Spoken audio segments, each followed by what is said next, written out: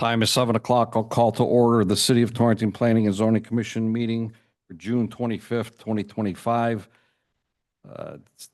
Attendances by Zoom or in person at City Hall Auditorium, room 218, 140 Main Street, Torrington, Connecticut. Instructions for Zoom are available online at www.torringtonct.org/Zoom. There's a link there to join the meeting. You can call in at 1-646-558-8656, meeting ID 795-950-7035. Passcode is 907148. Moving on to agenda item number 2, attendance serving on the commission this evening. In person, Donna Greco and Jim Babinski. Remotely, Greg Parasino, Donovan Riley, Diane Carroll, Tom Tellman, Starley Arias. And for the 25 Hotchkiss Place component, Donna Greco is seated, Greg Parasino is seated, Donovan Riley, Diane Carroll, and myself. Also in attendance, I just zoned out on all of this, sorry. So I got the, myself. Yeah. Myself, Greg Mealy, our city planner, Jeremy Lightfoot, also our recording secretary, Christine Altman is with us this evening. Moving on to agenda item number 3, minutes for approval. A, June 11th, 2025. I'll make a motion to approve them. Thank you, Diane. I have a second. All those in Second. favor? Opposed? So moved. And an abstention from Commissioner Babinski. Time is 7:02. Moving on to agenda item number 4, public hearings. A, special exception SE-25-3 and site plan number 1565, location 50 Goodwin Street, applicant Paul Cousins, city engineer, City of Torrington. Proposal, construction of a multi-use recreational trail. This was tabled from the June 11th meeting, pending wetlands approval. Serving on the commission this evening, Donna Greco, Greg Parasino, Donovan Riley, Diane Carroll, Jim Babinski, Tom Tellman, Starley Arias, myself, Greg Mealy. Also in attendance is our city planner, Jeremy Lightfoot, and the recording secretary, Christine Altman. We don't have another legal. Nope. So, yeah, so we just continued the hearing from last meeting, so it's still open. You can take additional comment from the public, conversation with the commission. Yep. And then I have a memo to read in. Okay, Paul, you ready? You got on mute. You're on mute. Yes, sir. Thank you, sir. How are you? Great, thanks.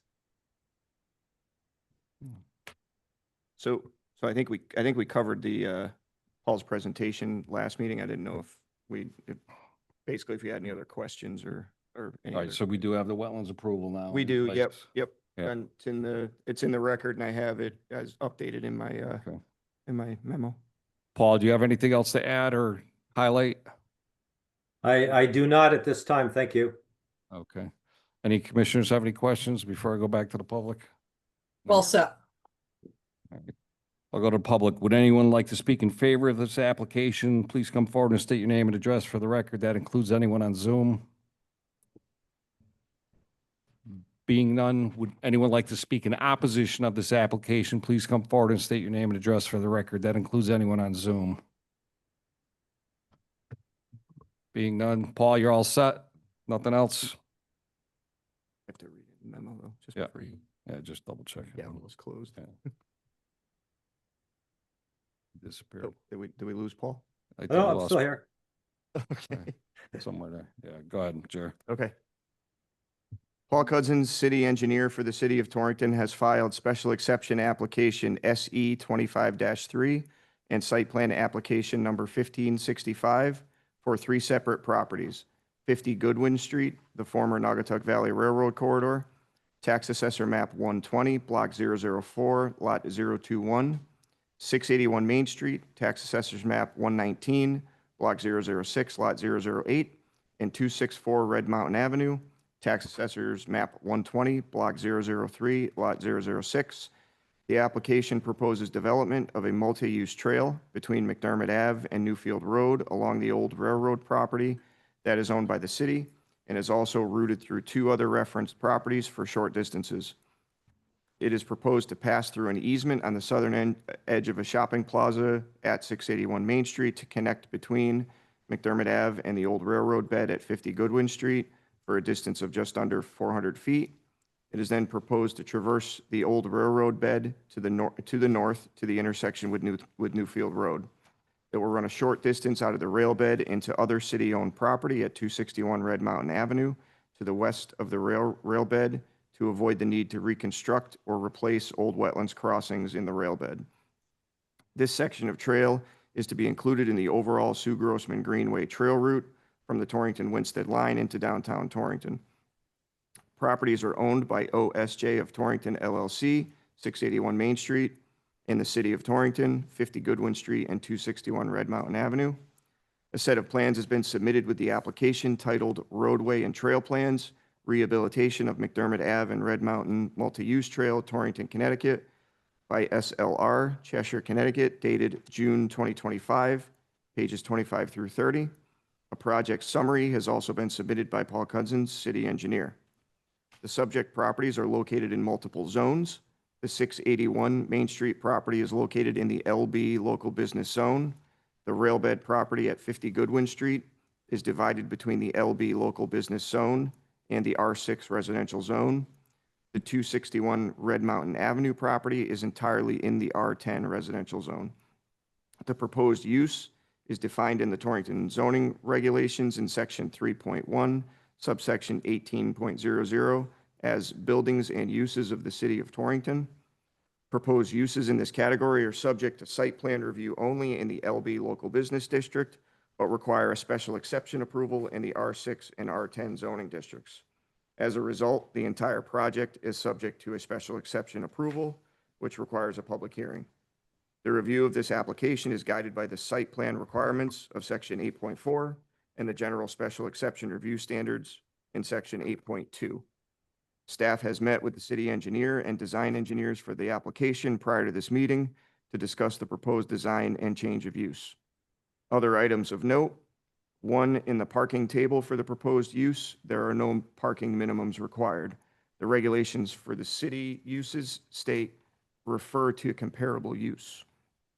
Two, there is a 6-car parking lot proposed that is associated with this trail at the end of Goodwin Street. The final plan should be modified to show screening and buffering between residences at the end of Goodwin Street and the proposed parking lot.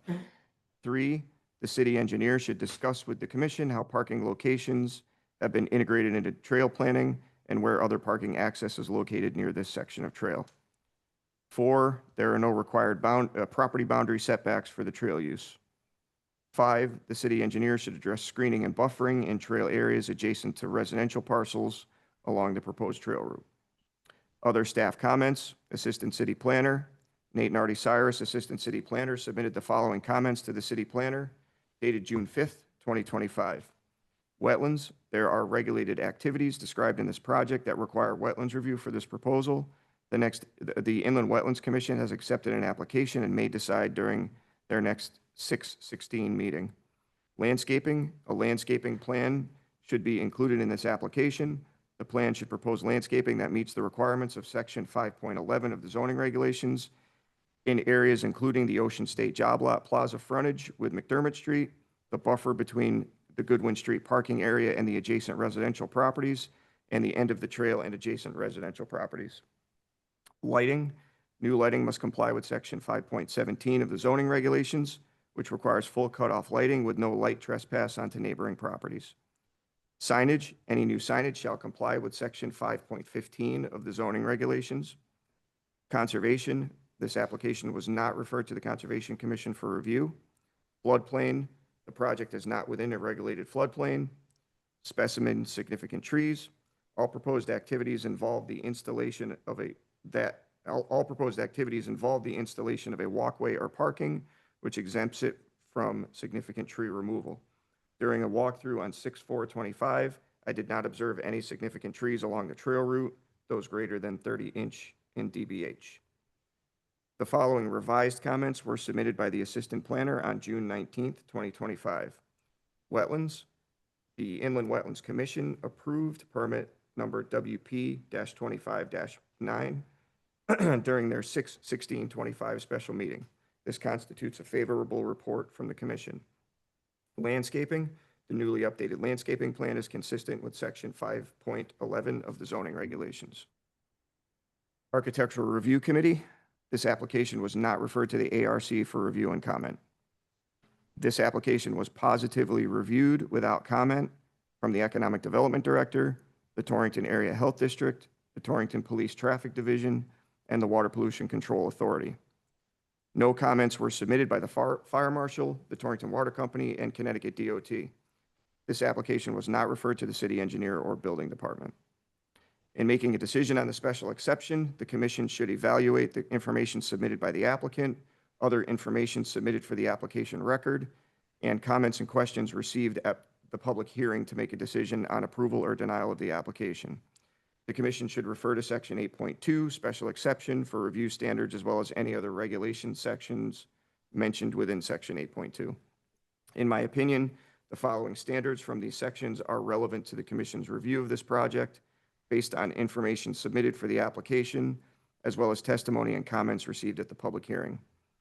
822B2, location. The location of the proposed special exception use is such that the proximity of the proposed special exception use will not have a detrimental impact upon any church, school, library, playground, or similar facility found in Section 2 to 2.6 of the Table of Permitted Uses, and the number of similar existing special exception uses in the vicinity is such that granting the proposed special exception will not be detrimental to the public health, safety, and welfare. 822B3, traffic. Vehicular and pedestrian traffic projected as the result of the use. Vehicular and pedestrian traffic circulation, including traffic to and from and in the vicinity of the use, will not be hazardous or detrimental to the character of the zone or in the neighborhood.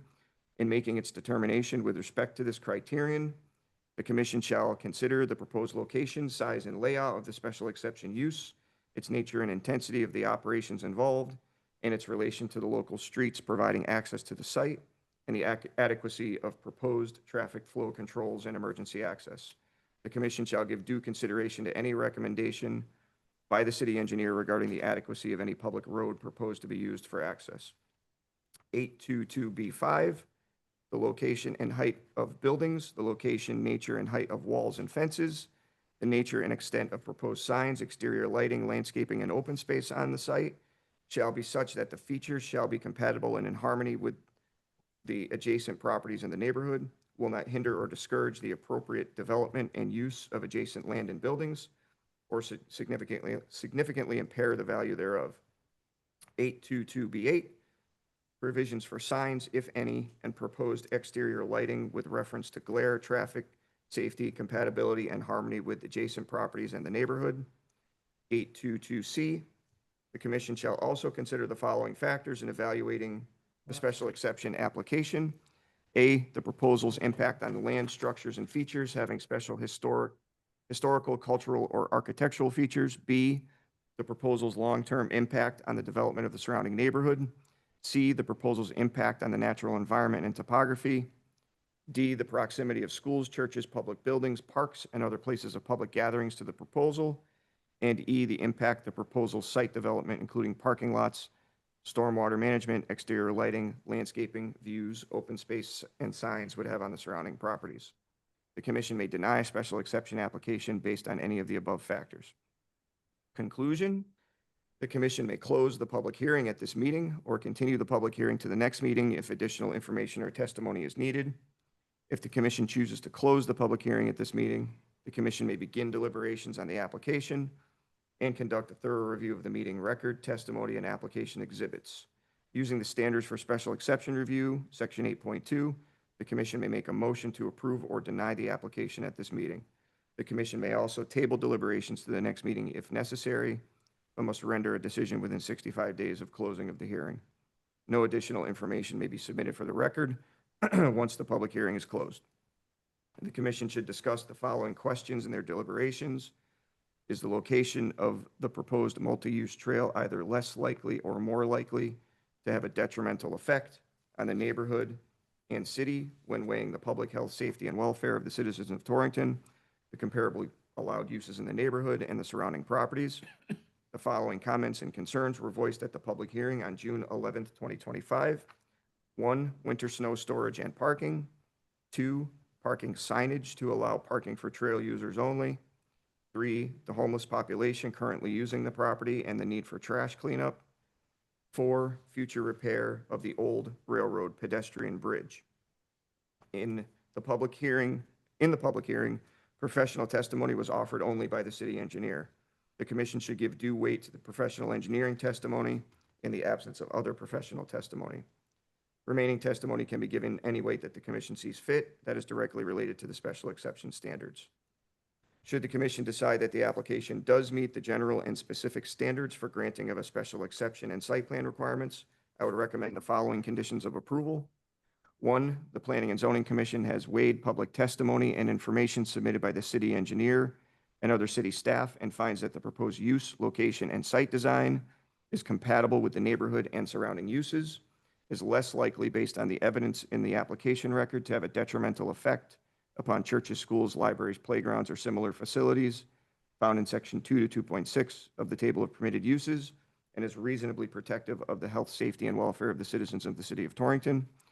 2, it is the opinion of the commission that in accordance with the special exception considerations in section 8.2 of the zoning regulations, the proposed change of use to a public multi-use trail is generally compatible with the neighborhood, the surrounding uses, and the historic uses of the property in compliance with other approval conditions in this decision.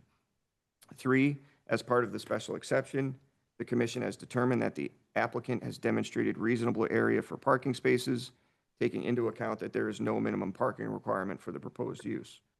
4, parking areas shall contain signage for trail use parking only and no overnight parking. 5, zoning and grading permits shall be obtained prior to commencing site work associated with the proposed project. 6, in accordance with section 8.4.3 and 8.4.6 of the zoning regulations, the following shall be submitted to the city planner. A, 2 paper copies of the full approved final plan set, including the engineer's stamp and chairman's signature box on the title page. B, 1 Mylar copy of each of the site plan sheets 25 through 30, in accordance with section 8.4.3.p of the zoning regulations. The Mylar sheets shall bear a chairman's signature box, a copy of the approval letter from the commission, an engineer's seal, and live ink stamp. The Mylar sheets shall be filed by the applicant with the city clerk after the signature of the chairman and prior to approval of zoning and or grading permits to begin construction or site work. 7, in accordance with Connecticut General Statutes, section 8-3C, a certificate of special exception shall be filed on the land records with the city clerk prior to commencing the use or construction associated with this approval. The commission could consider the following reasons for denial of the special exception based on the documents and testimony received at the June 11th, 2025 public hearing. If the commission finds that the application does not meet the general and specific standards for granting of a special exception. 1, the commission finds that based on testimony and evidence in the record and comments from the public, city staff, and commissioners, that the location of the proposed multi-use trail and associated improvements is not consistent with the use in the general vicinity of the subject property and is likely to have a detrimental effect upon churches, schools, libraries, playgrounds, or similar facilities found in section 2 to 2.6 of the table of permitted uses. 2, the granting of the special exception use will likely be detrimental to the public health, safety, and welfare of the citizens of the city of Torrington and immediate neighborhood of the proposal per public hearing testimony and evidence in the record. Thank you, Jeremy. Do any commissioners have any questions? All set. All set. And is Paul still on there? Yes, sir. You all set, Paul? I am. Thank you. Yes. All right, time is 7:19. I declare this public hearing closed, but I'd like to make a motion to approve special exception 25-3 and site plan 1565, City of Torrington Engineering Department at locations 50 Goodwin Street, 681 Main Street, and 264 Red Mountain Avenue for the construction of a multi-use recreational trail and associated property work with the following conditions and recommendations. 1, the Planning and Zoning Commission has weighed public testimony by the city engineer and other city staff and finds that the proposed use, location, and site design is compatible with the neighborhood and surrounding uses, is less likely based on evidence in the application record to have detrimental effect upon churches, schools, libraries, playgrounds, or similar facilities found in section 2-2.00-2 2.60 of the table of permitted uses and is reasonably protective of the health, safety, and welfare of the citizens of the city of Torrington. 2, it is the opinion of the commission that in accordance with special exception considerations in section 8.2 of the zoning regulations, the proposed change of use to a public multi-use trail is generally compatible with the neighborhood, the surrounding uses, and the historic uses of the property in compliance with other approval conditions in this decision. 3, as part of the special exception, the commission has determined that the applicant has demonstrated reasonable area for park and access, considering that there is no minimum parking requirement for the proposed use. 4, parking area shall contain signage for trail use parking only and no overnight parking. 5, zoning and grading permits shall be obtained prior to commencing site work associated with the proposed project. 6, in accordance with section 8.4.3 and 8.4.6 of the zoning regulations, the following shall be submitted to the city planner. A, 2 paper copies of the full approved final set, including the engineer's stamp and chairman's signature box on the title page. B, 1 Mylar copy each of the site plan sheets 25 through 30 in accordance with section 8.4.3B of the zoning regulations. The Mylar sheet shall bear a chairman's signature box, a copy of the approval letter from the commission, an engineer seal, and live ink stamp. The Mylar sheet shall be filed by the applicant with the city clerk after the signature of the chairman and prior to the approval of zoning or grading permits to begin construction or site work. Excuse me. 7, in accordance with Connecticut General Statutes, Section 8-3C, a certificate of special exception shall be filed on the land records with the city clerk prior to commencing the use or construction associated with this approval. I have a motion. Do I have a second? Diane seconds. Thank you. All those in favor? Aye. Aye. Opposed? So moved. Good luck, Paul. Thank you. Thank you. Can you hear me? Who Guys, says- can you hear me? Yes. I'm having trouble with my audio, so I can't tell if you hear me or not. Can you hear me? Yes. Yes. Okay, so I can't control my video or my audio for some reason. So can you guys be sure you talk into your microphones, because it was hard for me to hear that motion. Okay. Okay, I was talking pretty loud. Will do. Yes. Thank you.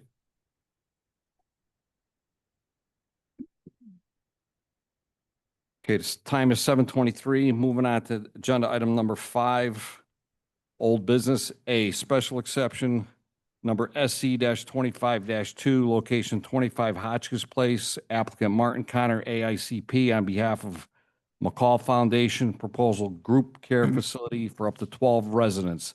This public hearing is closed. There will be no further public input. Seated members this evening is myself, Greg Persino, Donna Greco, Donovan Riley, and Diane Carroll. So we'll open it up for some discussion. So if you don't mind, I'll just. Yeah, please. Yep. I just want to be sure, since this is deliberation, that the 5 members that are seated are the only ones that speak. During deliberations can only be the seated members for discussion and motions. Okay. All right, so can you hear me? Yeah, go ahead, Greg. Okay, so, I voiced my objections at the hearing regarding the handicap spot, which I think is ridiculous, and the fact that there's a potential where someone could actually petition or could put a sign out. I think both of those go against the fact that this is going to be a residential sort of building, not intended to be noted by any means as some kind of an institution or some kind of an enterprise. So I know you can't do anything about it, but I think going forward, it's sort of like you don't run into these issues until you do. And this is what I'm thinking we need to be more, I don't know, I guess you can't do anything if it's ADA and you have to have the striped lot or the striped area for the handicap. But I don't know if you understand my position, how we're trying to make this a subtle, activity within a residential neighborhood, and it's not at all going to be subtle, or it's less subtle than it should be. Let's put it that way. So I don't know, is there anything we can do future-wise so that we have more strength when it comes to something like this? Well, I can just pipe in a little bit on that. I mean, we can have some conversations about it, but we have to comply with, you know, the ADA laws. So, I mean, I can have some conversations to see if there's some wiggle room, but not that I'm aware of right now. Maybe it's something we can have a discussion on with, you know, it's usually Paul and myself. Yeah, That well, I would. and Kevin, the building Yeah, official. I mean, I think it's worth the conversation because I think it's a good example of where it's kind of a silly notion to put down the parking spot. The And the other item that bothered me had really nothing to do with the new application. I mean, it was the way the whole idea, the whole um use was expanded from the 6 to 8 people all the way up to, what is it, 12 or 13 or whatever it was. And, you know, I know that the applicant apologized for that and they weren't part of that process of expanding without notification to the neighbors. I guess that's not going to happen now because we're going through the approval process. So they're limited to what they agreed to. So those are my objections. That's all. Well, along those lines, Greg, the address of 25 Hotchkiss Place is a single-family home. And it could be used by 6 or less residents that do not require approval from us, P and Z. Yep. You know, again, to touch upon your comment, you know, this escalated to more people through the years without approvals, Right. which is disturbing to me in the big picture here. Can I ask a question? What Please. Why was there no requirement for ADA marked parking when there were 6 residents there? Just because that was the model of their program. well, when there's 6 or less residents, it's treated like a single family dwelling. It is. It's when it goes over 6 residents. Over. So theoretically, as it was increased through the Yeah. years to more people there, they were basically in violation of parking requirements and ADA compliance and so forth, possibly. Yeah, yeah. I mean, yes, you know, to distill it down, yes. It, you know, the planning office may or may not have been aware. I don't know. Well, what's a little concerning for me is, and it's noted in the memo that Maria Couton Skinner stated that they did quarterly checks and compliance regulations. And I don't know, going from 6 to 13, that was clearly not in compliance, but whether she initiated the whole, which she didn't, the process in the beginning, but it is disturbing to me too that they were aware of it and kind of got away with it. I mean, I am in agreement with Greg too, as far as the parking space sticking out like a sore thumb, but I know that that is something that can't be eliminated at this point. And as we spoke about in the public hearing, we have the waiver provision for everything other than the ADA space, as long as, you know, the property can, it's sort of obvious that the property can fit 4 parking spaces. Right, right. So, you know, I was okay with a site plan waiver for that, but the ADA space is not, it's not Could waivable. the property ever be converted to a multifamily house? So I'd have to look at the history. It would depend, big. it would depend on what the history was before Okay. it was acquired by McCall.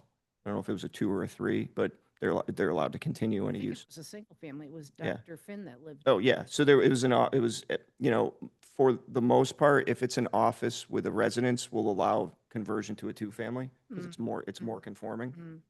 Mhm. So at bare minimum, a 2-family. All right. I'm going to just touch upon a couple other components here. In our public comments at the public hearings on May 21st and June 11th, things that came up that we need to consider the number of police calls and visits, alleged harassment issues to adjacent neighbors, alleged noise issues, traffic issues resulting from excessive pickups and drop-offs and unsafe roadside parking, private property issues such as lawn damage from parked cars and car damage, loitering, littering, and profanity on and off the property in the neighborhood. You know, something else to look at too is the location of the proposed group care facility for 11 residents, either less likely or more likely to have a detrimental effect on the neighborhood and city when weighing the public health, safety, and welfare of the citizens of Torrington. You know, obviously, this has been basically out of compliance, and there's been more people there.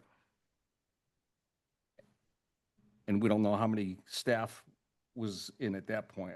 I believe that wasn't brought up. The new program would be 2 full-time on all shifts. So, you know, I guess the important consideration that, you know, you'll see in my sort of, you know, outline in my memo was we're looking basically at the difference between 6 residents and 11 residents. Because, you know, we through zoning do not have the ability to say that they can't have the home there for 6 residents.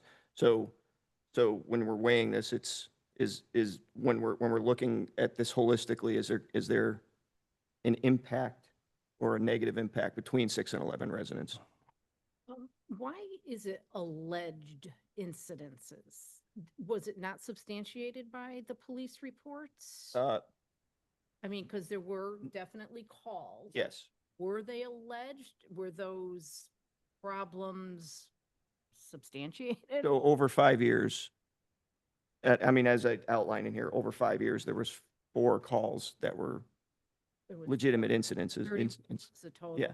There was visits, but they weren't Right. incidences in the way we would think about it. Mhm. Like, I mean, you know, what's advantageous, I guess you would say, is that the residents cannot have vehicles.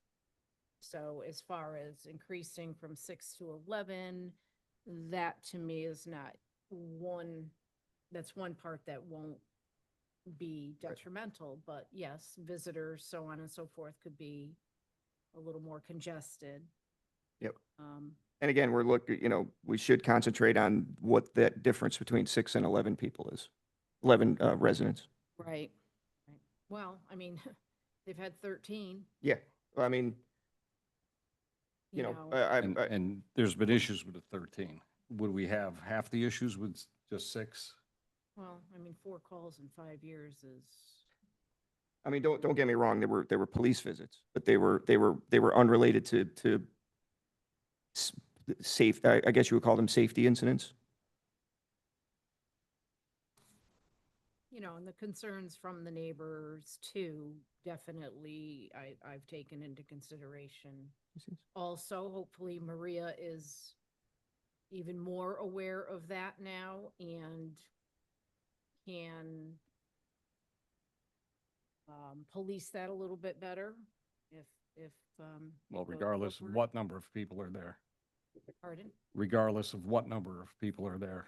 Correct, Right. correct, absolutely.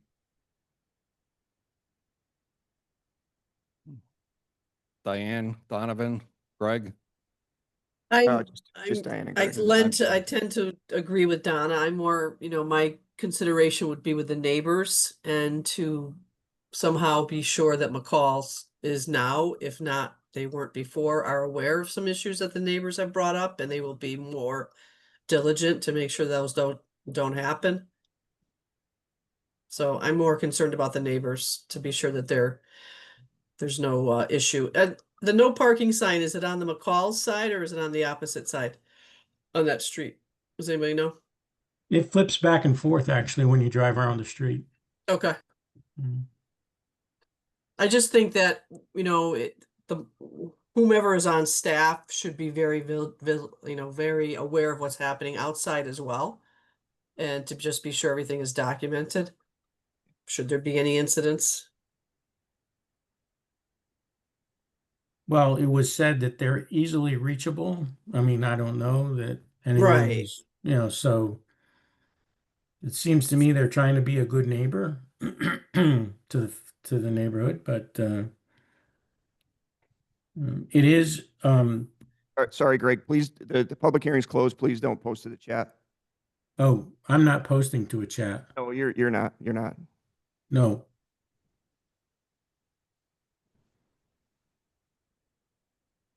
Go How? ahead. Okay. Oh, it wasn't me. It was somebody else. No, Somebody else. no, That's right. You're Oh, good. okay. Go ahead. I don't know. I lost my train of thought, but I didn't see it as I thought the use where these are end stage individuals, next step is to be launched back into society. I thought that was better than the present use. So I don't know that there's a guarantee that it'll stay that way. I think that the problem is once we give a special exception for the what is it, 11 or 13? I forgot. 11. 11. Once we give the special exception, it stays with the property, right, Jeremy? As long as the use doesn't change. Right. As long as the use doesn't change. But if they decide to do something different from a program standpoint, we're not involved with that. We're not approving it based on the program. Well, we won't know we're about it only either if they're approving. changing it.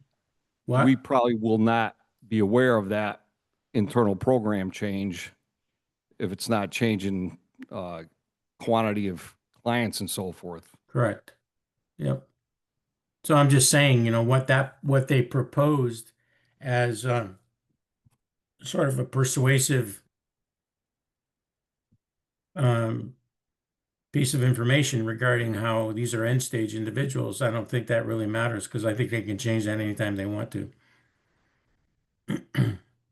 Well, Maria did express that this is an extremely needed program and there's really no others, around. So hoping that the model does stay as they have explained it going Yeah, forward. I'm just saying that there's no meat or there's no teeth in what we do. I mean, they can do whatever they decide they want to do once we provide this special exception. All we're doing is saying you can go to 11. Right, right.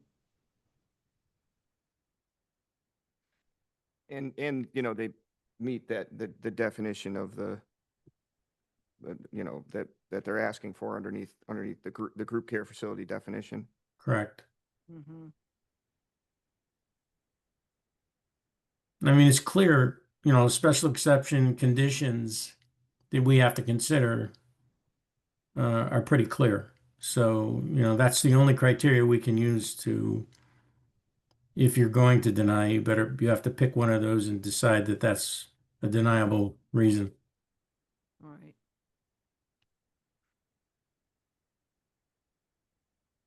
Right, Jeremy? Yes, it has to be something in our special exception standards. Correct. Yeah. With any of these special exceptions and so forth, there's no safety valve that if this application or another one went sideways along the way, that it gets revoked. And unless it didn't meet, if we approved and we had a series of conditions, if one of our conditions wasn't met or there was a persistent issue, we can't revoke a special exception, but we can take legal action. Have the city departments ever been taxed because of this home? Like, police and like exceptionally so? Had that been ever written in the police? Well, that's why I went back 5 years. So, Right. we can weigh that. What's our definition of it being taxed? Right, Is it, right, again, is it any more if there were 6 residents versus 11? I don't know. right. It's, I mean, there were animal calls and stuff like that on Right, here too, right. which would, No. Yeah, Jeremy, can I ask a question? Oh, you're not seated, Donovan? Oh, I'm not seated? No, Oh, not for this sorry. one. Oh, okay, thank you. Sorry. Sorry, I'm being a taskmaster. Sorry. No, that's fine.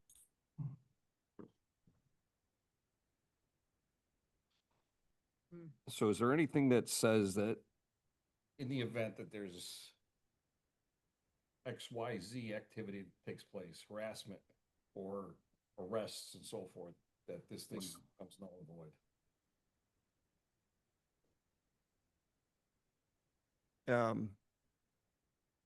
It's a, You know, because I know this runs with the land records, obviously. But if this application or an application similar to this comes forward and everything's going sideways in the operation, we're just sitting out there like, yeah, sorry, we passed this, but it's a mess. yeah. Or it could be a home run too. Well, the other, you know. the other thing to weigh too, I mean, you can weigh the testimony. And I mean, I don't know if the commissioners, how the commissioners feel about this, just based on the testimony, but it appeared at least anyway, that this is a more controlled environment Mhm. than the previous use was, the previous, The one that's coming forward. Yeah. Right. Correct, right. so, you know, we can weigh that. Will that program stay in place? It's not for us to decide, as we've discussed, as you've discussed already. Well, McCall's has been pretty reputable at their other facilities in Torrington, I will say. So hopefully they would continue to be good stewards, as they said. Hold on a second. I'm sorry, Donovan, you are seated. Oh, Sorry. Go ahead, Donovan, you're up. oh, all right. So Yeah, to my to fault. others' point, to Greg's point and Donna's point about I found the testimony offered around the difference between the program 3 or 4 or 5 years ago and what they propose now to be persuasive. So my first comment would be, if I rely on that testimony in order to vote one way or the other, and it turns out that that's not what they set up, or they don't stay with that, I think what Jeremy said previously, it makes a lot of sense to me. I think you'd have legal recourse under that scenario, first of all. So I'd like to go on record saying that I'm relying on that testimony. That this is an appreciably different setup that's frankly more compatible with the neighborhood, right? So if that turns out that they don't stick with that, I feel like we would have some recourse. I'm not an expert in law in that area, but that's one comment I would make. And I was also just wondering about, can we put that in as a condition? Can we say what we're approving conditionally is an end stage treatment center? Exactly. Mm. Those are Well, that's and my I think, question. Donovan, I think that's the key, and that was some of the conversation that we had in the meetings, is some of the clientele that was there to this point were at different stages of their program. This is kind of the tail end where they're going to mainstream into society and so forth and pretty much be independent. And again, I'm with you on that component, that if this is spelled out, so to speak, that this is the last step of a treatment plan, then go ahead with this housing and so forth as proposed. But again, if it's, if you're getting people coming back in there that are, 2 months or 2 weeks coming into a program, I think it's a different scenario. Yep. Absolutely. The challenge, I think, is just crafting that in a way that is okay for land use, for zoning zoning type restrictions. I And think, again, we're not here to police the program that's going into place. No. It's none of our business. There's HIPAA and so forth, mixed into that. Well, it makes a difference. you know. Would you, Jeremy, would you be speaking with Mike Magistrali and see what he thinks? On the legal side of the bit, you know, the legality of conditioning, or can we condition like Donovan wanted to do? No, we can condition, we just have to, we have to make sure they're conditions that are in the bounds of zoning. So we can Okay. condition, number of people, number of staff members. Well, I mean, hours of operation, it's 24 hours. Right. You know, things like that. I don't know that we can condition a specific type of program, but we can do other conditions that are in that ballpark.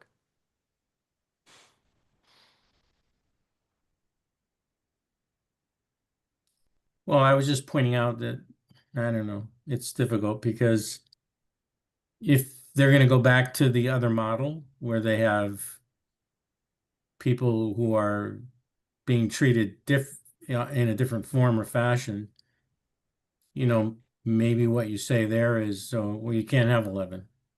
So I don't like special exceptions. They're much more difficult to manage. And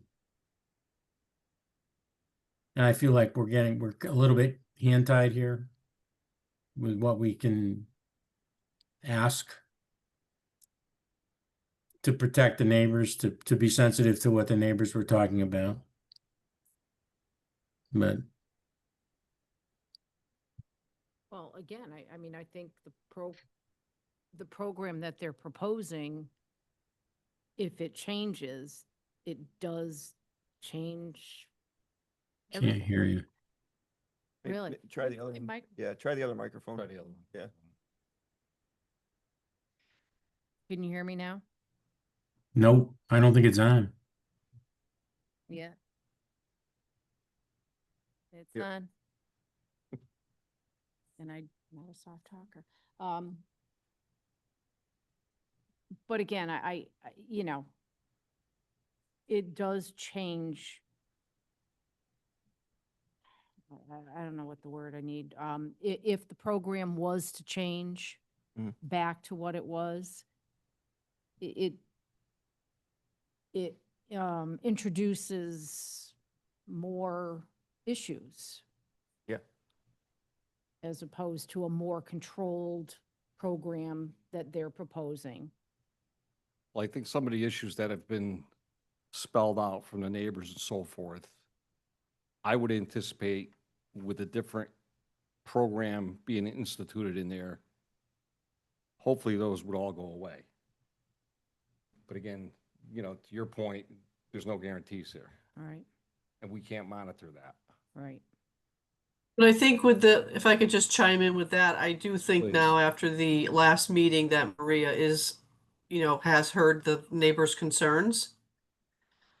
And, we would just have to assume that she's going to make sure that a better system possibly could be in place for logging in and, monitoring everything that's going on inside and outside. Regardless of the program. Right. Mm. Because she did hear the concerns of the neighbors, so she's aware of them. Right. Right, You but know, in just- light of the fact that we have little power in terms of Right. condition, you know, Right. we're doing this on a leap of faith, Right. essentially. But she's aware of it now and she understands, so. And as long as she's there, then that's great. And Right. Someone else gets Right. over it. Right. And as I understood the testimony too, there wasn't always two staff members on staff before, but this program requires to have two. I think that's right, Jim. I think I heard that as well. Right. And there was also backup should someone call out sick. Correct. Yes. So there Now, would always Maria- be, Go ahead. I was just gonna say that there would always be two people on per 8-hour shift. Maria Skinner's comment was, this is a clinical program with strict accountability and a high degree of supervision with rules such as being polite to the neighbors. Yes. So this clinical program, and again, we don't have a specific name or structure in our portfolio, so to speak, here. You know, it could be named XYZ, ABC. You know, I guess if the program continues as a clinical program, again, as the exit strategy, so to speak, for the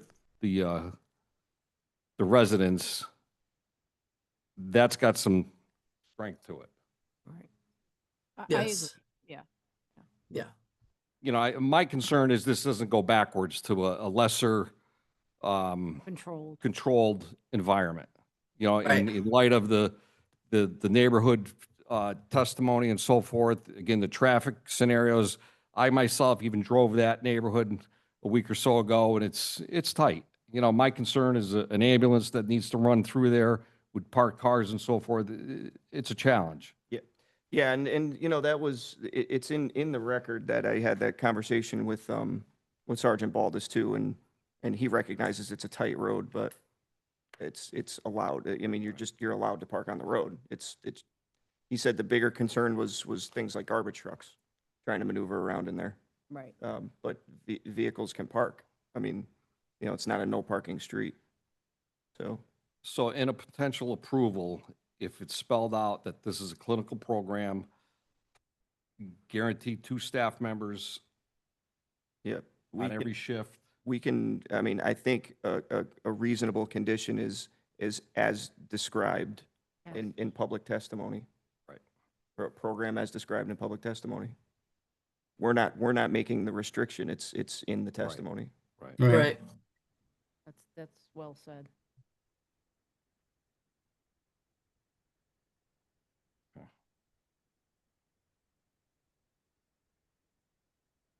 Any other comments?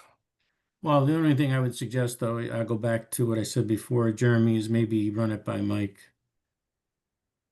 Mike. Corporation Council. Yeah. Yeah, whether we want to or not is up to the commission, right? Yeah.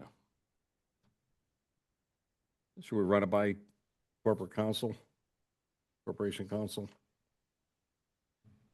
Yeah, are we within Yeah, timeframe? we got time yet. It's 65 days from the close of the hearing. Right. But So this is only 2 weeks since we Oh, closed. that's, But yeah, and you know, I'm on board with that if that's what the commission wants to do. I don't know that's really going to change how we set up our Well, again, you know, to backtrack a minute, Jeremy, you know, the language as described in public testimony from the applicant. yeah. And the and- use. Is It's the the nuts and use. bolts of it. Mostly, that's right. Most important is the use that they defined. I do think what we can glean out of that, like, you know, 2 staff members on at all times and things like that, that's something we should have you know, we should add to the motion. are they under a time restriction though? Didn't you mention something like June 30th? I mean, I don't know if that. Yeah, but that should have, I mean, you know, we've been through this rodeo before. That can't really have a bearing on Okay, our, you know, we got to make a good decision. right. Yeah, I didn't know. So it's, all I'll say is I don't know if, talking with Corporation Council is gonna change much of how we structure any motions we make. That's just my feeling. I think everything is as stated in the public comments from both parties, right? From the applicant and from the public. Yeah, the applicant described the Right. the clinical nature of the program. We're relying on that to give the Right. special exception. I guess I don't see anything wrong with that being a condition of approval as described, you know, the program as described Right. by the applicant. And I mean, we would just find out from Corporation Council whether it could lend itself to recourse if something went awry. Yeah, I mean, that's for any special exception. If the program changes so drastically that it's causing like issues with the neighborhood, then Yeah. depending on how the law reads, maybe not with Corporation Council. Right. Right, but I think what we're trying to do is kind of send a message with this to the applicant. Yep. So the message is, we're relying upon what you said your Right. use is going to be. Yep. And in testimony, also that's, in the record, it was different staff, whether that has any different, leaders at McCall, whether that has a bearing or not is sort of up to the commission. Well, and again, I brought it up during the public hearing too, I think it's prudent that whichever way this facility proceeds in the future, that there's definitely a phone call list that's distributed to the neighborhood in the event that something's going on, and not, that's gonna fall on, just an answering machine that, hey, we'll be back Monday morning, and this is 12 Mhm. o'clock Saturday night. Yeah. I think that's an important Right. component to Well, help out the neighbors in the event that anything takes place. And even in the aspect that, hey, somebody's breaking into the house or whatever, when they're out on a program, there's some kind of recourse that, there's eyes and ears on it. another reason for us to have a condition of two staff members 24 hours a day. Right. So, we're not going to have a situation where no staff people are there Mhm. overnight or something. Because I guess the component, there's two staff members as long as there's people there. For example, if they're all out on I'm just going to use the word retreat or something, Mhm. and they're out of the facility, you don't need anybody. We're not going to, I mean, I don't know that we'd worry about that in a motion, but we just know we wouldn't have issues then. Right. Right, Any right. kind of issues then.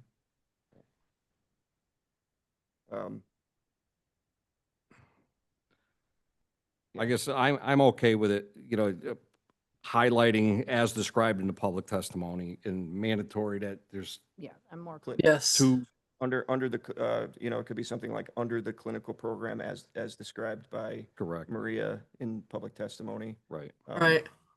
Two staff members on 24 hours a day. mandatory. I already have things about compliance with building and fire codes and things like that in the suggested motion. Do you have that with you? Don's got it.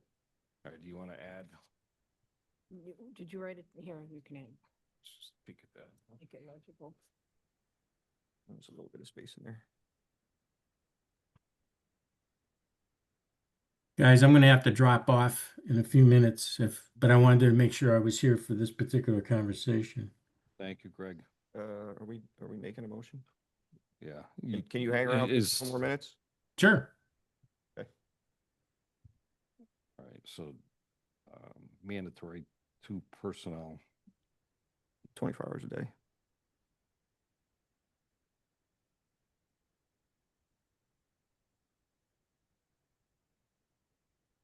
The clinical program as described by Marie. Mandatory two staff members for this.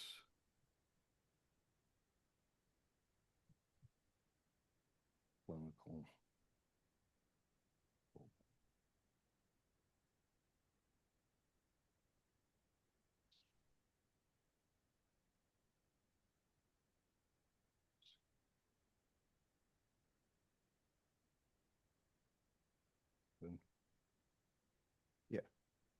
Um,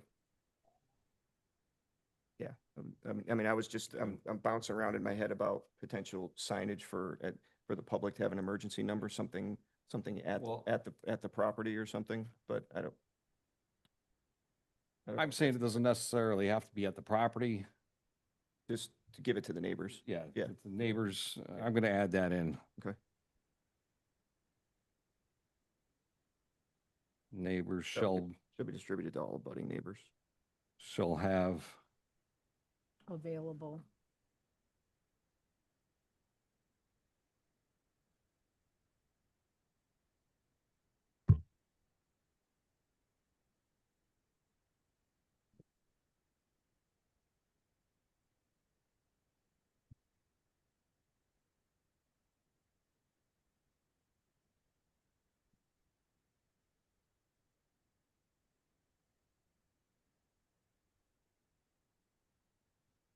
neighbors shall have available phone number list to call for contacting McCall. In emergency, or, well, you could just say, Well- yeah, it's fine.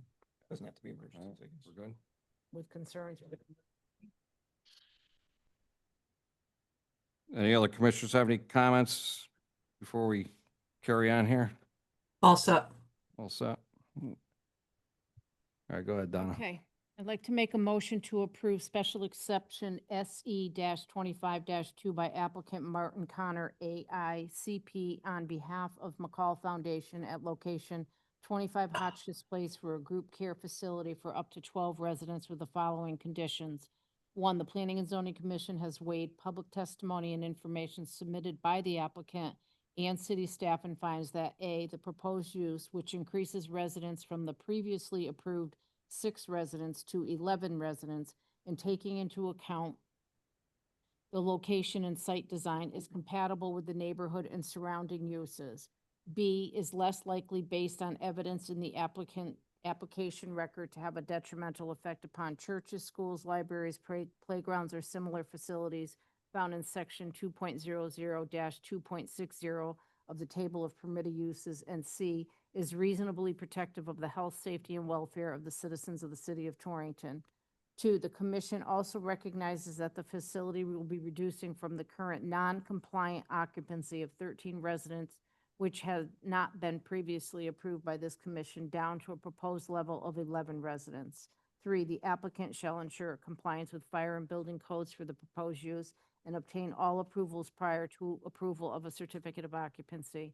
4, all appropriate building permits shall be obtained for any purposed work on the building or property per comments of building official Kevin Gillette.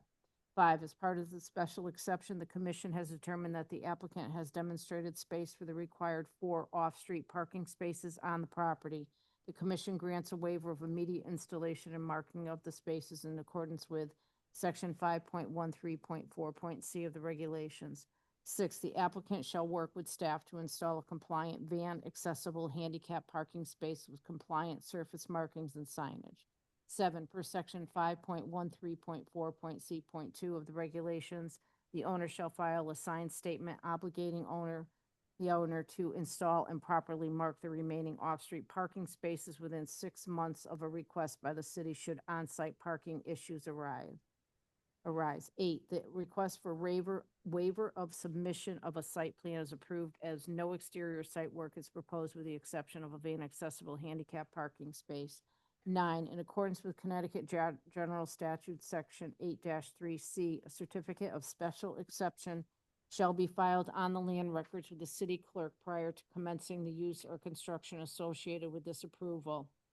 10, mandatory 2 staff members for this clinical program as described by Maria Boutant Skinner. 11, neighbors shall have available a phone number list to call for contacting McCall Foundation. I have a motion. Do I have a second? Diane seconds. Thank you. All those in favor? City Aye. members? Opposed? So moved. Moving on to agenda item number 5B, proposed zoning regulation amendment. Applicant Torrington Planning and Zoning Commission proposal amends section 5.13.4, required number of off-street parking spaces. A public hearing has been scheduled to open July 16th. Okay, guys, I'm leaving. I gotta go. Right. Thanks, Greg. All right. For the record, it's 8:04. Greg Parasino is leaving the meeting. Oh, you can see Jim. Jim? Thanks. you're- Thank you. All right. Regular member. Sure. Moving on to agenda item number 5C, proposed zoning regulation amendment. Applicant Torrington Planning and Zoning Commission proposal amends section 8.2 special exception and section 8.3 procedures for public hearing on appeals, variances, special exceptions, and zone changes. There's a public hearing scheduled to open July 16th. 5D, site plan number 1567, location 3350 Winston Road. Applicant Attorney David Sherwood for AJK LLC. Proposal 2-year material processing reapproval for existing earthen and construction material recycling facility. This application needs to be tabled. We're waiting on a wetlands report, so Attorney Sherwood just asked to be put off until July to even present. Agenda item 5E, renewal of special exception SE 25-4, location 3345 Winstead Road, applicant Richard Warren for O&G Industries. Proposal, excavation and grading plan to continue mining and processing of stone, including drilling, blasting, crushing, screening, conveying, stockpiling, hauling, clearing, stormwater management, and general maintenance, as well as ancillary retail sales of construction aggregates. There's a public hearing scheduled to open July 16th. Moving on to agenda item number 6, new business. We're going to move the first item A, natural resources inventory adoption down to 7B. We just need a motion for that. We need a motion to move that. I'll make a motion. Thank you. Second Second, motion. Donna, all those in favor? Aye. Opposed, Aye. so moved. Moving on to agenda item number 6B, an 824 referral from City Council, location map block lot 117 slash 026 slash 025 and map block lot 117 slash 026 slash 025 East Main and Bader Street, activity sale slash disposition of city-owned property.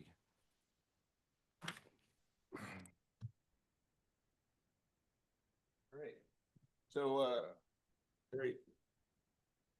Paul, I don't know if you want to jump in, but I can quickly kind of talk about this also. So if you look at this map is from 1927, and this is from the original installation of or proposal for Bader Street. You can see those two proposed streets that go off Bader Street. Just keep the upper one in mind as we roll through. Christine, can you go up like maybe 3 or 4 pages? So this, yeah, right there, that also is the proposal for when Willow Street was built. You can see on the bottom part of the East Branch Reservoir, on the other side of the proposed street, there's kind of a little triangle right there.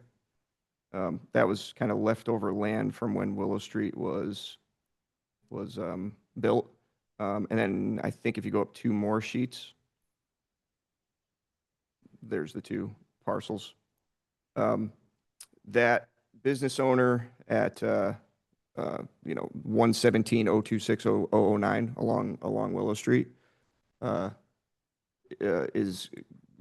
city's gonna be transferring those 2 parcels to those property owners. I do have a memo to read if you want me to just read it in. Yeah, That'll just give you an idea of where those 2 slivers came from. please. At their June 10th, 2025 meeting, City Council voted to forward the above referenced referral to the Planning and Zoning Commission for their review under Connecticut General Statute, Section 8-24, which requires commission review and report for consistency with the City Plan of Conservation and Development for any proposal to locate, accept, abandon, widen, narrow, or extend any street, bridge, parkway, or other public way, or locate, relocate, substantially improve, acquire, land for, abandon, sell, or lease any airport, park, playground, school, or other municipally owned property or public building. You can see what I underlined. The proposal is for future liquidation, sale, or abandonment of the 2 above referenced parcels of land. The property adjacent to Willow Street, Assessor's Map 117, Block 026, Lot 025, is 0.15 acres in area, and according to the Public Works Department, is leftover land from a land transfer to the city when Willow Street was constructed in the 1950s. Ray Drew, Public Works Director, confirms that the parcel is undevelopable and is of no interest to the city. It will likely be conveyed to an abutting property owner to be combined with the adjacent parcel. The property fronting Bader Street, Assessor's Map 117, Block 026, Lot 024, is 0.09 acres in area, and according to Ray Drew, Public Works Director, was acquired by the city as part of the construction of Bader Street in 1927 and was never utilized or constructed as a public street. There is a history of encroachment from neighboring property owners on Bader Street into this parcel. The abutting property owner to the rear of this parcel is interested in this property. That is interested in this property retains passway easement rights from their parking lot to Bader Street. The Public Works Department confirms that there is no interest from their department in retaining this parcel. I have included the city council minutes of June 10th, 2025, of the June 10th, 2025 council meeting in the review record. The intention for these properties is for a potential transfer to the abutting property owner located at 176 East Main Street to be combined into a single parcel. The proposed sale of these city-owned properties is consistent with the Plan of Conservation and Development. Section 8 Business Development encourages support for the city's tax base and encouraging downtown redevelopment. Putting these parcels back into the grand list and assisting adjacent business owner with parking and access issues addresses this goal. Section 12 Transportation encourages periodic review of transportation issues, including the street right-of-way and property reviews. Disposing of unused municipal parcels adjacent to the road right-of-way accomplish this goal and relieves additional maintenance and encroachment enforcement burden on the city. I recommend that the Planning and Zoning Commission vote to make a favorable recommendation and report to the City Council under the requirements of CGS 8-24 regarding the above referenced city property sale or abandonment. Jeremy, with these, obviously this parcel, parcel A By Willow Street, yeah. is contiguous right to there. Yeah, You're saying both of these would go to this property to owner? that property owner, yep. Okay. Is there any limitations on what they can and cannot do to B, Well, they that can't, area? so an easement to pass and repass over it, so you can't put a structure on it. Okay. So it would So that essentially, blocks it right there. yeah, it essentially, Okay. well, so what the property owner described to us is that there's people walking through that parcel, passing through their property to get to Willow Street. So they're using it as a cut through. Right. They basically want to acquire it so they can block it off. Gotcha. Okay. But they have the rights to pass and repass to Bader Street. I mean, could they use that for parking or something? They could, What's- if it could work into a site plan, yeah. What's that zone right It's, there, do you know? It's and that's in Because this is downtown. all It's mixed, in right? downtown district. Okay. Yeah, because anything on the south side of Willow Street is in Mhm. downtown district there. Gotcha. Okay. Thank you. I have one comment or question, 6B on the agenda. So the lot numbers are the same on the paper, but on the actual map here, parcel B is lot 024, not 025. No, Yep. You're right. Thank all you, right, Guy. I did it on one of my memos too that I had to correct, so Okay. a lot of words. We got the memo for this. Oh, Good call. Thank you. yeah. Yep. You should do that for a living. Ha ha.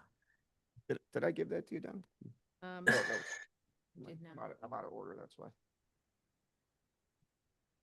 All out of order. You gotta just make that change. All right, any commissioners have any questions or comments? No. I have a quick question, if I Shoot, may. go ahead.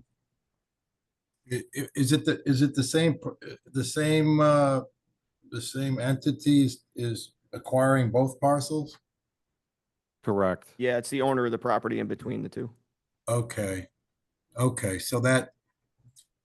so parcel A, if it can't be developed, they're doing us a favor taking that over, right? Yeah, and you see how they encroached into it too? So that's going to eliminate that encroachment issue when they own it. Okay, so they're using it anyway and a little bit, all right. Yeah. And then, so then parcel B, they can do anything they want with it within the zoning restrictions if there are any? It's in downtown district, so they could, in theory, maybe do parking or something like that on it.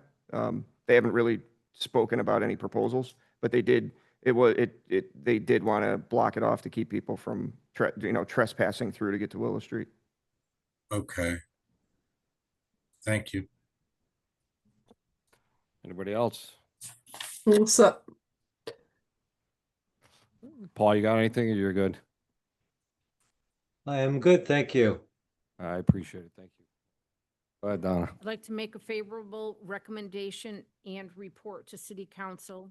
Location, property adjacent to Willow Street and property fronting Bader Street. Proposal CGS 8-24 review sale / disposition of a city-owned property at Willow Street, Assessors Map 117, Block 026, Lot 024, and Bader Street, Assessors Map 117, Block, I changed that, 025,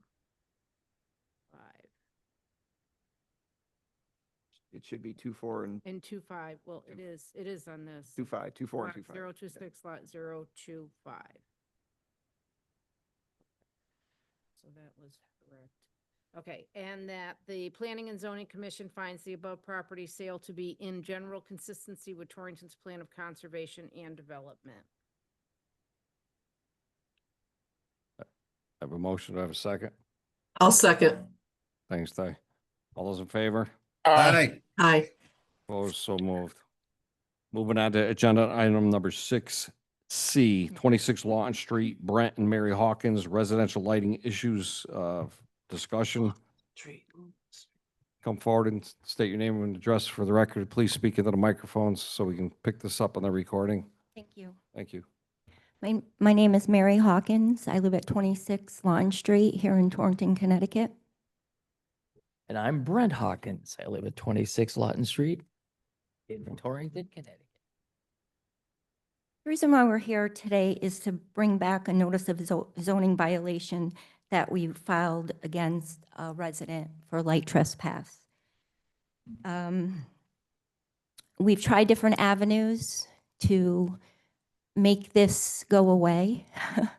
But mainly today, we wanted to talk about what is section 117 of the city zoning code. We can just talk about that for a second.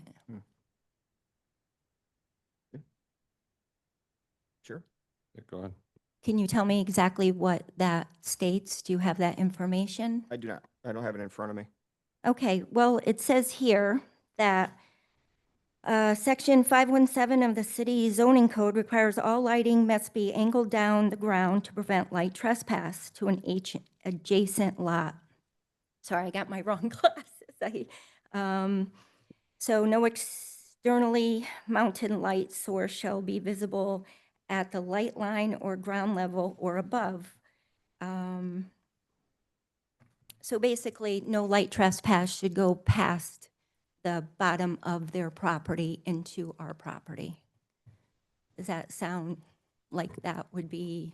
I believe that regulations Yeah. more for commercial development. So we require lighting plans when we have commercial and industrial developments. They're not Okay. required for residential. So when you write a letter to our neighbor at 85 Albert Street and says he must be in compliant to this section. Yep. We've tried to help out property owners by basically expanding our definition. But, at least in my opinion, I think we need to clarify that definition so we don't get involved in residential lighting issues. But this letter was sent to us on March 23rd, and we did discuss this with you, so how come those changes haven't been made? And what do we do, because we have your signed initials or your signature stating that he has to comply? Mhm. That is one letter. And then there was another letter with the same wording, so if you're giving me a certain wording as well to our neighbor, it should be clearly enforced, I believe. It says it's pointed to an angle toward the ground and away from your neighbors to assure 0% direct light focused on their property. Our regulation is very clear, and no light can shine across a neighbor's boundary. That's the language, yeah. But I think clearly the intent of that regulation, and if we look back to when that regulation was adopted, it was clearly adopted for commercial and commercial and industrial. I development. understand that, but why, if we're residential, why are you writing a letter to the We've residential? attempted to help certain residents out by basically expanding the definition, but I think we're getting dragged into too many residential lighting issues, and we don't have the staff nor the time for it. And it doesn't really get to the heart of what zoning's about. We shouldn't be getting in the middle of neighbor issues with each other. We don't regulate fences for just this reason. Fence, we're not talking about fencing. I know we're We're not talking about a light that, I know what we're talking and, about. and I know that you don't have the power, but when you have an ordinance in order and it's saying, and I understand that. But when I'm getting a letter, the same letter he's getting, and it states this. And then on top of it, he sends a photo. Oh, this is what his backyard looks like. He dealt with zoning, I believe it was Nate, and Nate recommended a certain light. In one of these letters, it says it cannot be on 20, during dusk to dawn, which that's when it's on. So he didn't come back to make that noted. He just signed off on it. I've never seen anything that limits dusk to dawn requirements. No, I mean, we, sometimes when we have things like lighted signs or bright lights in between commercial and residential districts, we'll often ask that they put a timer on their light, but never in residential zones. What seems to be the specific issue here is just so the board kind of is tuned in here, the commission. The specific thing is, if I can just backtrack for a second, we did go to an Eleanor's meeting, it City was a council. city council meeting for Carbone, Ms. Carbone. Anyway, she said they would take it into advisement, and that was 2 years ago, and nothing has changed. So we have another light trespass coming from another person. They put the same thing over it. Now it's on all the time. I do have a note here from Nate saying that you have to, it can't be on from dusk to dawn. So we had an attorney, which that's what it comes down to. We have to hire an attorney. I believe that's what the office said many times. If I could please present this. Is this an extra copy or this is yours? Thank you, miss.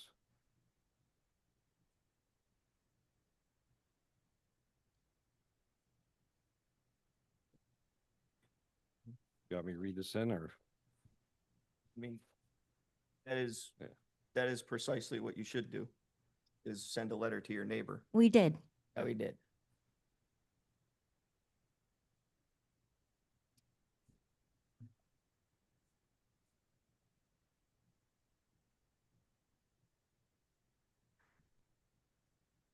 That's to George correctly, 18 Launch Was Street. anything, Yeah.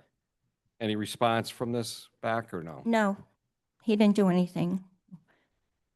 We called City Hall and there's nothing they can do. But I mean, it's just not a little late trespass. I mean, we've worked really hard for this home. We have a home and I get it.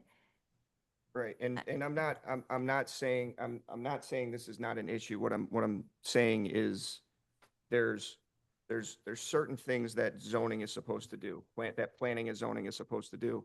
We're not supposed to be getting in the middle of What- neighbor disputes. Which I understand, but the letters Yeah. that come from your office stating that the light cannot We've tried to- trespass. Tried to if- help by stretching. Okay, I got that, but when a letter says this is what you need to abide by, and we're getting the copy of that letter, then why aren't you abiding by the letter with a signature from this from So your office? If you recall, we did have a complaint from you regarding 100 Lawton Street, the industrial site. Yes, Yeah. but that, That's a completely different issue. I'm not bringing up that. Right. That was taken care of by the fact that I walked By over me, there. I know. Right. Yeah. That's not the issue here. We're Yeah. talking about our home. I'm just trying to illustrate the difference.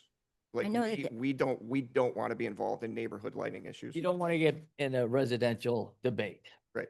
But what are we going to do? Because this guy refuses to You do have to anything. sue your neighbor. It'd be the same thing as if the neighbor built a fence on your property. We don't get involved in fences. So you have to sue your neighbor to move a fence. So You know when what I- you write a letter to our neighbor We're gonna stop. and you say, no, excuse me, I just want to close, that you have to angle this down. Aren't those your words?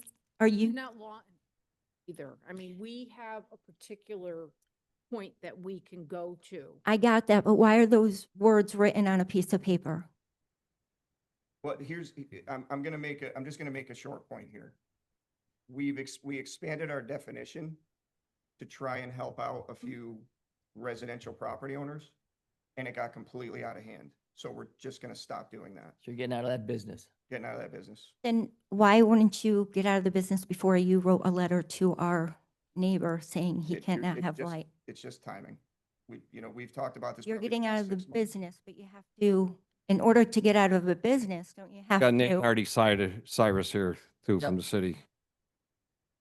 Wait, Oh, yes, Nate, that would But- be fine. So this is Still for the within the neighbor, this Okay. is for the neighbor when you're looking at your property to the right. Yes, correct. So the notice for that violation, when I was called, there was two kind of major lighting issues. There was an indoor light that was in the entryway. So when you walk in, they had a little atrium and then you enter. And there's an indoor light that's completely enclosed within a building that's visible. They can see the light because there's no curtain, but it's an indoor light. We cannot regulate that. No. No. There's a second light in the back. It was non-compliant.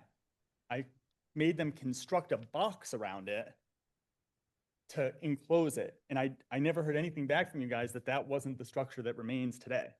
So I closed the file because, you No, know, that's not true, because we have a letter stating we cannot do anything, call an attorney. But this is today. Is that in violation?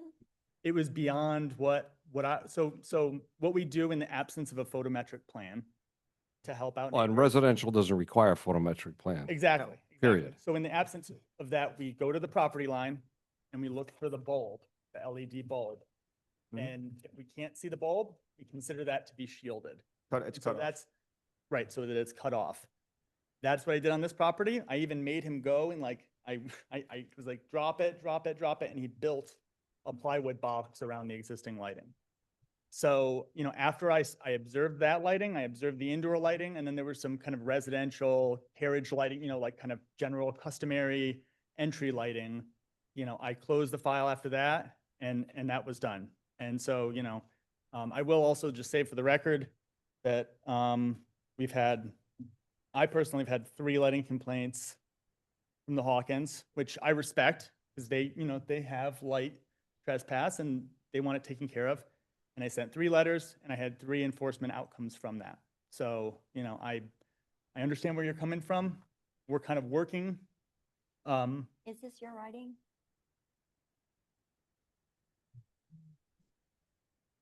Yeah, especially for. That you came to the property? You told Mhm. him to go to Home Depot. But Yeah. what did you see when you were at the property at dark? I didn't go at dark because I observed the light trespass. Remember the bulb test? That's what we do in the absence of that. So I went there and I observed that. You know, so as far as I'm concerned, the fixture was compliant because it was fully cut off. All they have to be is cut off fixtures. So that's all I wanted to say. I understand that sometimes photos, like and there is light and Right. indirect light About- can be offensive, but we don't regulate indirect lighting. But when it's on the second floor, So on the that's- exterior, Do you have other- where do you think that's gonna go? Yep. I understand, but So all I'm saying is, not gonna do. we have regulations. What I want you Can to I just- understand is. Can I how many- just close? how many I houses- understand what you're gonna say. Can how I many just houses close? We have in Torrington. We're not gonna get involved with every house that has a light on the second floor. I It's understand just that. Getting out of it. You have to deal with your neighbors for Did this. you get out of it in 23? We're getting out of it now. That's all Well, I'm gonna I say. wrote another letter from our other neighbor, You keep saying that. I'm I saying know, getting but- out of it now. but you didn't get it out, you didn't get, Contact your legal advisor. Then you can ignore all those letters because we're getting out of it. so what do you do? And so we're, When we change the regulations, whatever violations there were from the old regulations are gone. so why am I receiving letters that you You're have not, to do you this? can ignore that because we're gonna change it. What? But this is my fight, not later on because you're Right. gonna ignore Continue to it. have your fight. What I'm saying is zoning's not gonna have the fight. We've never had a lighting issue. If somebody said, I'm gonna send you a letter that your daughter's gonna go to college, and then, oh, I'm sorry, she can't go because we're changing it. Well, like he said, he expanded, be helpful, and should not have done. Yes, Then why don't you change it? we're going to, When? probably in December. So when I came to Eleanor 2 years ago, she said she was gonna look into it No, and change no, it. this is different because that board can make an ordinance That is different from zoning. They were going to actually talk to you and see what. We're not doing it through zoning. Have to go through the city They council. they can do a lighting ordinance. ordinance if they want to. That's different than zoning. Okay. So we have to abide by your rules when we put an addition on, but then we did something, you did something wrong. Oh, we're not doing that anymore. When How do you make that we decision without putting that in public knowledge? make regulation amendments all the time, and you'll see it. It'll be an open meeting. Well, it's been since '23. That's unrelated. So I'm talking about when we make an amendment to the regulations, you're more than welcome to come in and comment on them. It's going to be an open meeting. And why would I want to do that? You can. But this conversation right here, you can see why we want to get out of residential lighting, because Nice. it's not our business. Done it before. Do we I still don't have that even know what problem? to say to that. We've sent out, that goes to every person we've sent the violations out to. It's going to make it a moot point because we're not going to do residential lighting anymore. Okay, so as they say, don't do tit for tat. We're not the enforcers of We did that. installs. Notice. And I'm upset. I've been living like this for a long time. I get it. You just ignore your notice. You have to just deal with your neighbors is the point. We aren't allowed to. You have an attorney, so you're on the right track. Do you have $7,000 we can borrow? But, you know, Good job. I'm, Thank you. Laws, okay, that's all I'm saying. We're not the law. Enforce your, I think we're done. I think we're done. We're done. We're done. We're done. I didn't say I'm excused. Okay. Okay. Moving on to agenda item number 7A, correspondence. Zoning and blight violation report from Nate Nardi Cyrus, Assistant City Planner. Hello, Nate. Welcome, Good Nate. evening. Oh, Oh, I picked a good day to come. For the record, Nate Nardi Cyrus, Assistant City Planner. Let's go over the enforcement report really quick. You have a copy? I Um, didn't bring my own copy. Yeah. what are you looking for? I didn't bring my own copy, so I got to cheat off Greg. So currently, we have, just as a summary, we have 74 open enforcement cases, 6 new since April of 2025, which was when the last update was made. Cases with Corporation Counsel for legal action are actually 3. I have 4 here, but I'll give you the update on the 4th. Cases under active cease and desist are 15, and cases brought into compliance since the last report are 1. So I guess the one I wanted to bring up was the first on enforcement cases on my memo, which is 446 Newfield Road. That was the pig case. That is officially, been closed. They had removed the pigs in October of last year and have maintained that removal of pigs.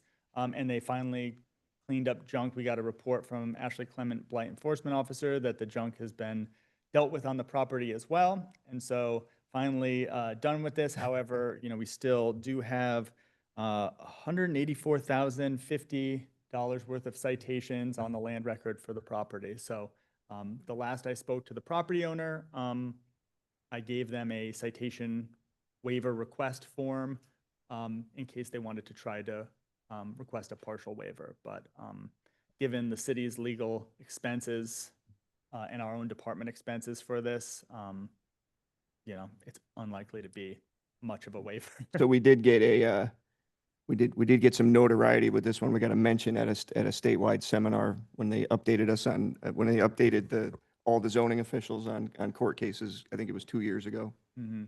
So Yeah, so that's notoriety of Torrington, pig cases. Pigs and pitties. that's been my my corporation counsel list since I started, so I'm happy to have that off it. Another case of interest is 105 Summer Street. So right now we have $78,000 in active citations on that property as well. So there's not, The old factory, Nate. yeah, the old factory That's building. what's getting worse. Yeah, and Yeah. the owner is non-responsive, so we have blight fines It accruing. is unbelievable. And I believe the blight fines it's reversed, like, on the Newfield Road property, there's a few blight fines and a lot of zoning fines. Here it's reversed, so Yeah, just there's a lot of another, blight fines. hopefully coming to a head soon. Yep. But yeah, so that's it. I'll happy to answer any questions about specific cases. I can just add that we all went out, Paul and Nate and I went out to 1050 East Main Mhm. Street to try to get this thing finally resolved with the Batchy Brew truck. We're almost there. There's just, and this is, I guess it's mostly a public works issue, but on the corner, they dug in like almost right at the corner with East Main Street and made like a gravel pull off in the street right away. And Paul said, no, you have to remove that and you can't have people parking side of the road this close to the curb, so it's gotta be Did they ever put a sidewalk in? yes.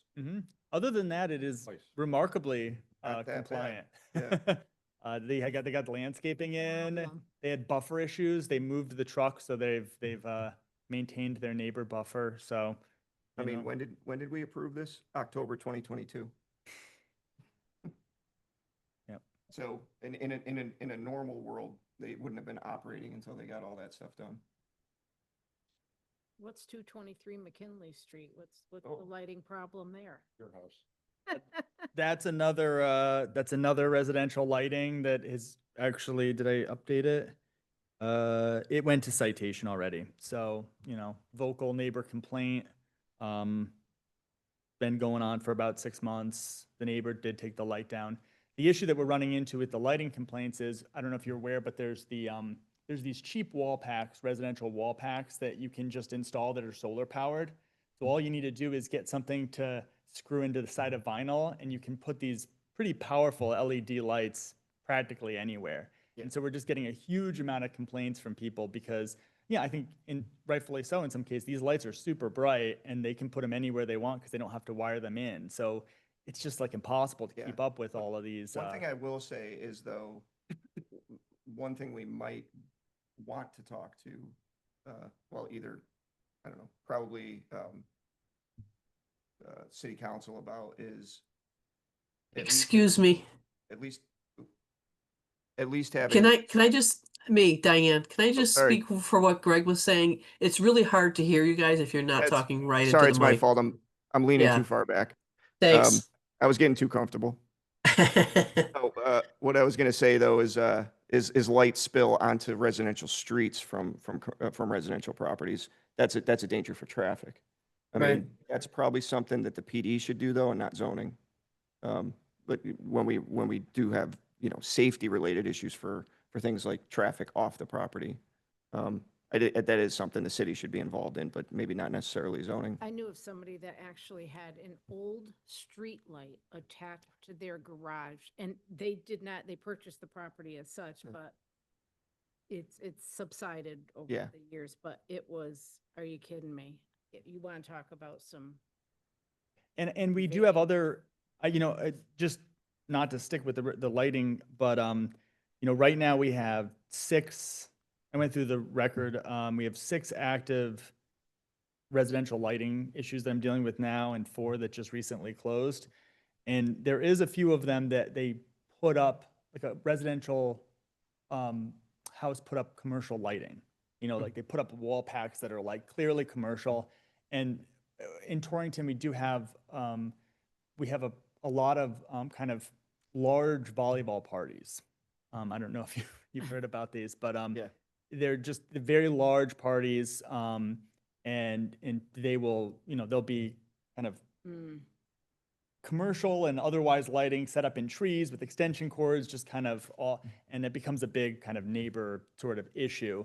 But I do feel like those kind of things could really probably be mostly taken care of because if it goes to building department, none of these are wired correctly and they're not going to pay to have a building permit and have a licensed contractor wire these systems. And so they just get pulled down most of the time with that alone. But anyway, it is something that does come up and, McKinley is another one that's hopefully coming to finalization soon. Oh, what am I doing? All right. Anybody have any questions on the zoning of blight? No, Just the one other thing I wanted to note is the very top site plan there, 1319. That's for 117 Water Street for the brew pub. The Economic Development Office is reallocating the money that was supposed to go to the brewery for the fence. So hopefully I'll be able to take this off because it'll be closed very soon. All righty. Very good. All right, moving on to agenda item, the new item 7B, natural resources inventory adoption. Go ahead, Nate. So this is a project from the Conservation Commission. As a little bit of a background in my prior work, I did technical assistance for municipalities to try to create these natural resources inventory documents for municipalities. This is, at its essence, it's just a compilation and accumulation of all of the data known on wildlife, water quality, soils, geology, pretty much any kind of natural resource, so that it's in a single place and it makes project review easier or updating your POCD.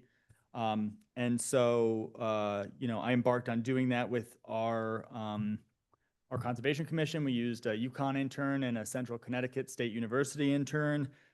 We finally did complete this project, and it's just kind of a summation and finalization of the whole thing. I'm just requesting that the commission pass a resolution that I included, a draft resolution, basically just recognizing the value of the document and adopting it as the city's conservation or natural resources inventory, and a document to be foundational for Conservation Commission reviews of planning and zoning projects. So I thought appropriate to have the planning and zoning, just because conservation works at the pleasure of planning and zoning to do review on conservation related projects. So that's my request from the Conservation Commission. I'm happy to answer any questions.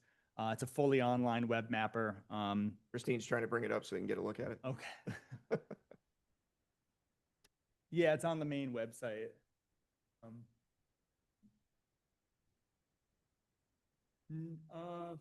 Good question. Or commission, more like, is there boards and committees?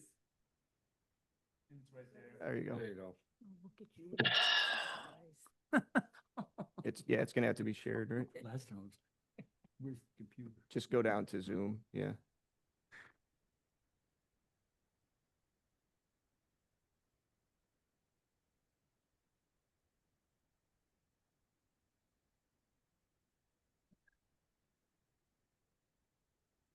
Yeah, so this is basically, you can scroll through this with your cursor. And there's all these tabs on the top. You can click on them individually, or you can just kind of scroll through the whole thing like it's a document. There's a little bit of background and context, but this is the soils and geology. So it actually has all the mines. You can click on the mines. It has features. A lot of this is an exercise in just finding data. This is from the state, but there's an old quarries. What's this? This one is granite. I think those are generally the gravel mines, but there's some cool like nickel mine. There's a nickel mine near Nickel Mine Brook, as you might imagine. So just like an interesting thing to kind of play around with.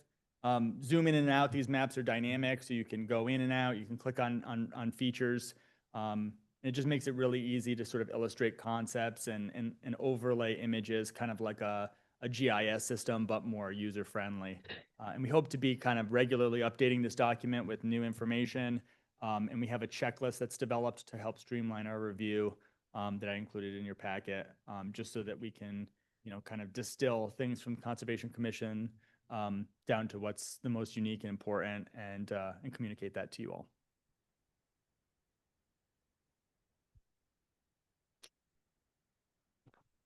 Anybody have any questions? no. If you do, you know where to find me. So we're reading this. Do you want him to read this in? I mean, I can. It's gonna be a motion, right? So. Yeah. Yeah, it would be a motion to accept the resolution. All right, I'll read it in. Resolution number 1-25, June 25th, 2025, a resolution acknowledging and accepting the natural resources inventory for the city of Torrington. Whereas Chapter 15, Section 15-1 of the City of Torrington Code of Ordinances adopted on 2/28/72 established the Conservation Commission, the commission, with powers and duties prescribed in CGS Chapter 97, Section 7-131A. Whereas CGS Chapter 97, Section 7-131A directs the commission to conduct research into the utilization and possible utilization of land areas of the municipality, and in the furtherance of that goal, inventory the community's natural resources. And whereas the commission partnered with interns from Central Connecticut State University and the University of Connecticut over the past 3 years to develop a natural resources inventory, NRI. And whereas the NRI includes maps and accompanying narrative displaying the town's mineral, water, biological, open space, and recreation resources to be viewed through an online web map available to the public on the commission's website.